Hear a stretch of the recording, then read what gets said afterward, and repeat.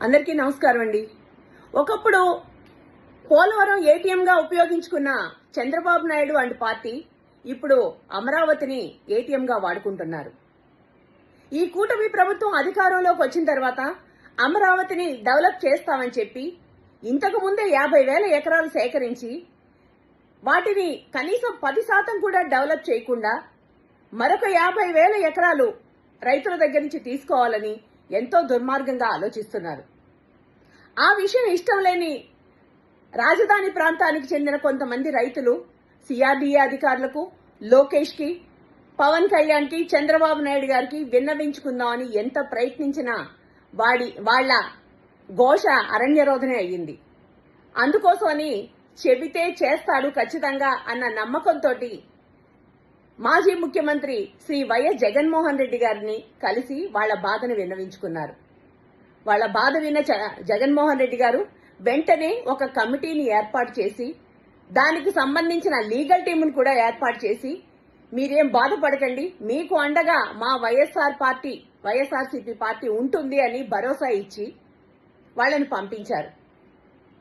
నిన్నటి రోజు ఆ రైతుల విన్నపాన్ని మన్నించి ఏదైతే కమిటీ ఉందో రాజధాని ప్రాంత రైతులకు సపోర్ట్ చేయడానికి ఏదైతే కమిటీ ఉందో ఆ కమిటీ వాళ్ళ బాధల్ని తెలుసుకోవడానికి రాజధాని ప్రాంతానికి వెళ్తే దుర్మార్గంగా వాళ్ల మీద అటాక్ చేయించారు.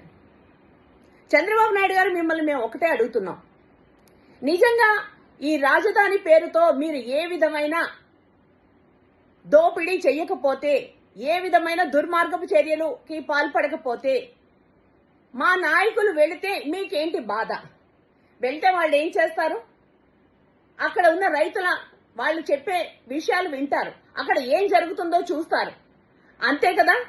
నిజంగా మీలో చిత్తశుద్ధి ఉంటే మీరు రాజధాని డెవలప్ చేస్తున్నాం అనంటే నిజంగా ఆ 50,000 ఎకరాలు రాజధానికి అవసరము అని మీ దగ్గర నిజాయితీ ఉంటే మీరు దాన్ని మీ బినామీలకి కట్టబెట్టడం లేదు, మేము జెన్యూన్ గానే తీసుకున్నాం, జెన్యూన్ గానే డెవలప్ చేస్తాం, ఇది ప్రజా రాజధాని అన్న నమ్మకం మీకుంటే ఎందుకు మీరు ఇలాంటి దుర్మార్గమైన చర్యలకు పాల్పడుతున్నారు?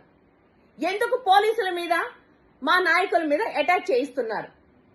అంటే మీరు అటాక్లు చేయిస్తే భయపడిపోతారనుకున్నారా? ఇంతకు ముందు తీసుకున్న 50,000 ఎకరాల్లో ఇచ్చిన రైతులకి మీరు ఏ న్యాయం చేశారు?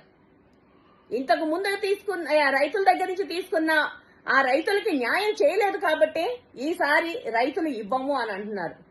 నిజంగా మీరు డెవలప్ చేయాలి, మీరు చేస్తున్నది మంచి ఉద్దేశమే అని అనుకునుంటే ఈ రైతులు కూడా ఇవ్వడానికి సిద్ధపడేవారు కదా.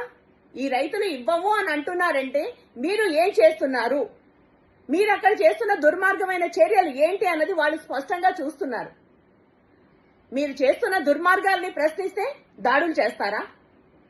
మీరు చేస్తున్న దుర్మార్గాలకి ఎదురొస్తే దాడులు చేస్తారా? అమరావతిలోని ముంపు ఉంది, ఆ ముంపుకి ఖచ్చితంగా రిజర్వాయర్ కట్టాలని మీరే కోట్లు దోచుకుంటున్నారు. ఒకవేళ నీళ్లు నిండిపోతుంటే మీరు తీసుకున్న పొలాల్లోని ఆ నీళ్లని ఎవరైతే పొలం ఇవ్వము అని అంటున్నారో ఆ రైతుల పొలాల్లోకి తోలించేసి వాళ్ళకి పంటలు పండించుకోవడానికి అనువుగా లేకుండా చేస్తున్నారు. ఇవన్నీ నిజం కాదా? మీరు చేస్తున్న దుర్మార్గమైన చర్యలు నిజం కాదా? అంటే మీ దుర్మార్గాల్ని ప్రశ్నిస్తే దాడులు చేయిస్తారా? దాడులు చేయిస్తే వైఎస్ఆర్సీపీ వాళ్ళు భయపడిపోతారని అనుకున్నారా? 2 సంవత్సరాల నుంచి మీరు చేస్తున్నది ఇదే, కనీసం ఏ ఒక్కరన్నా భయపడుతున్నారా? మీ బాలకృష్ణ చెప్పిన డైలాగే, కొట్టే కొద్దీ మీకు అలుపొస్తాదేమో గానీ మాకు ఊపొస్తుంది, మీరు కేసులు పెట్టే కొద్దీ మీకు అలుపొస్తాదేమో గానీ మాకు ఇంకా ఉత్సాహం వస్తుంది, ఇంకా ప్రజలకు మంచి చేయాలన్న ఆలోచన కలుగుతుంది. అది మా జగన్మోహన్ రెడ్డి గారు మాకు ఇస్తున్న స్ఫూర్తి. ప్రజలకు మంచి చేసే క్రమంలో ఒక రాయి దెబ్బ తినొచ్చు, ఒక కత్తిపోటు పడొచ్చు, కానీ అల్టిమేట్ గా ప్రజలకు న్యాయం చేయాలని మా నాయకుడు మాకు నేర్పించాడు. ఈ దుర్మార్గపు చర్యలు ఎంతో కాలం సాగవు. మీరు చేస్తున్న దుర్మార్గాలకి చరమగీతం పాడే రోజులు దగ్గరలోనే ఉన్నాయి, జాగ్రత్త.